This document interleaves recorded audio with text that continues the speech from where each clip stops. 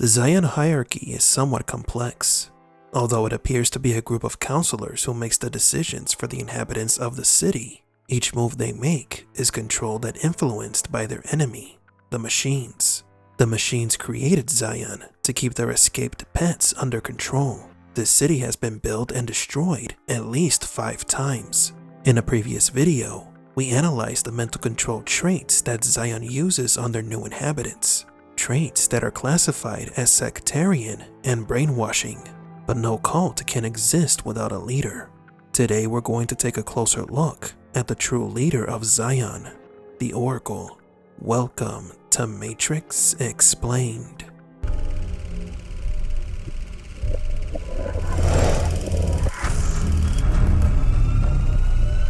Welcome to the desert of the real.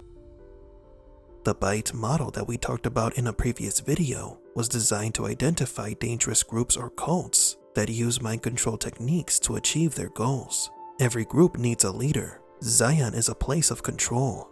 The leader must create a fanciful story to give the people of the city hope and become the architect of future events. In Stephen Hassan's Influence Continuum table, he describes cult leaders using different traits. If the Oracle meets any of these traits, we can then classify her as a leader of Zion, and a dangerous one at that. First on the list is Narcissistic Psychopath. These personality traits are the most difficult to see in the Oracle because of her facade as the loving grandmother archetype. She does tend to be a little condescending, like the time when she told Neo that he was in charge of his own life. Oh, don't worry about it. As soon as you step outside that door, you'll start feeling better. You'll remember you don't believe in any of this fate crap. You're in control of your own life. Remember? Rare moments like this one isn't enough to classify her as a narcissist. Now, being a psychopath, that's a different story. A psychopath is a person who tends to be manipulative, cruel, or apathetic, exhibiting deceptive and rash behavior without remorse.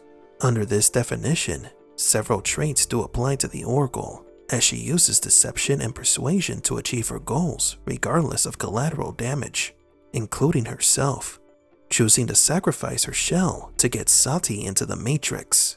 Next on the list is Elitism Grandiose. From scheduling meetings with her to her entire persona as a prophet, despite just being a program, is manipulative and grandiose. When the anomaly appears in the Matrix, the process of creating a new Zion begins. The humans that this anomaly or one chooses to awaken will revere their liberator as a messiah, a supernatural deity, their god. This predisposes the red pills to believe in the supernatural and miracles. Neo, please. I have a son, Jacob, aboard the Gnosis. Please, watch over him. I'll try. I have a daughter on the Icarus. Even though the reality is that the one is just another system of control, this by design makes it easier for the red pills to believe in the Oracle, since they have witnessed their savior do unbelievable things. I have absolutely no idea how you were able to do some of the things you do. But I believe there's a reason for that as well. The Oracle will grandly present herself as a prophet that is there to help them. The red pill's savior will vouch for the Oracle, and so they will believe in her. Although neither the one nor the Oracle has supernatural powers, everything is a facade under the gaze of the supposed Oracle. If I am the father of the Matrix, she would undoubtedly be its mother. The Oracle. Please. The architect's scoff reaction is because the Oracle is not an Oracle. She's a program, just like him. The third stage is power hungry. The Oracle has repeatedly used the red pills, yet she describes the Merovingian as someone who uses others for power and desires more. He is called the Merovingian, and he will not let him go willingly. What does he want? What do all men with power want? More power. The Oracle labeling the Merovingian as power hungry is hypocritical, because she sent Neo to get the Keymaker to increase her power and influence. She would have the Keymaker on her side, And if the Merovingian only seeks to add powerful programs to his ranks, then by that same logic, the Oracle is doing the same with Sati, Seraph, Rama, the Potentials, and even the Anomaly. Moving on to secretive, deceptive. In Matrix Reloaded, Neo spent much time looking and waiting for the Oracle. She wanted Neo to become desperate. She always speaks ambiguously, never clear, always secretive. The Oracle has important knowledge, but only discloses what's needed to be known. She lies to steer her pawns. It was a lie, Morpheus. The prophecy was a lie.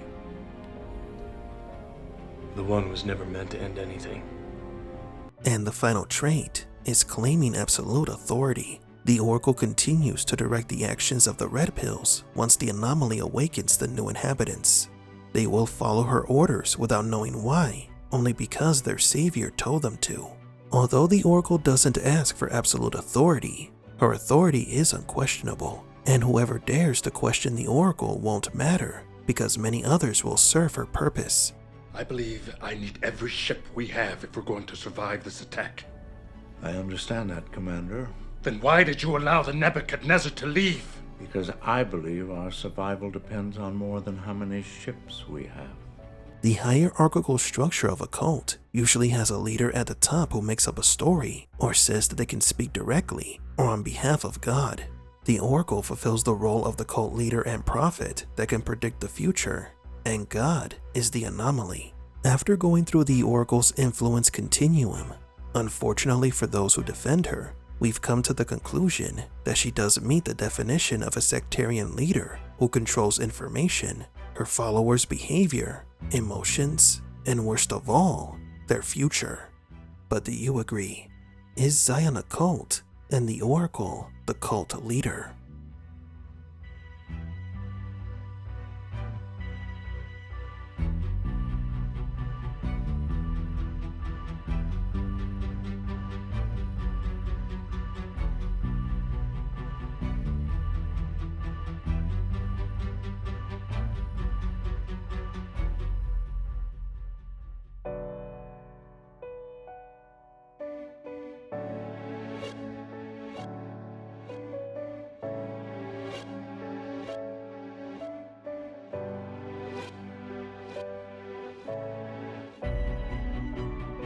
For Matrix Explained, please leave a like and subscribe. And thank you for visiting the Desert of the Real.